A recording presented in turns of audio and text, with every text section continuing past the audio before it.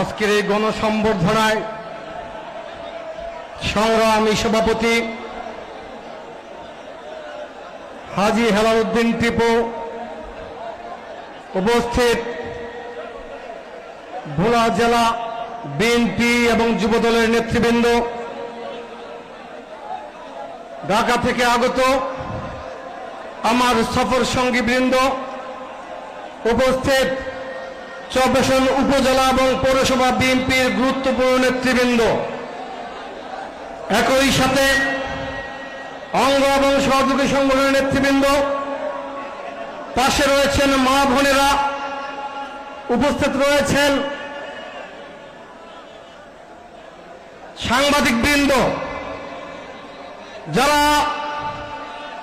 চরপাশনের বিভিন্ন জনপদ থেকে অনেক কষ্ট করে আজকের এই গণসম্বর্ধনাকে সফল করার জন্য উপস্থিত হয়েছেন, সেই সকল ভাই বোনদেরকে আমি ধন্যবাদ জানাচ্ছি, কৃতজ্ঞতা জানাচ্ছি। বন্ধুরা আমার, প্রথমেই স্মরণ করছি মহান রব্বুল আলামিনকে, যিনি আমাকে আপনাদের সামনে দাঁড়িয়ে কথা বলার সুযোগ করে দিয়েছেন। আমি মিছিলের পিছন থেকে রাজনীতি শুরু করেছিলাম, একটু একটু করে আল্লাহর রহমতে মিছিলের সামনে আসার যোগ্যতা অর্জন করেছিলাম। মহান রব্বুল আলামিন আজকে আপনাদের এই মাটির সন্তানকে আপনাদের সামনে এসে ধানের শীষ প্রতীক নিয়ে প্রতিনিধিত্ব করার সুযোগ করে দিয়েছেন।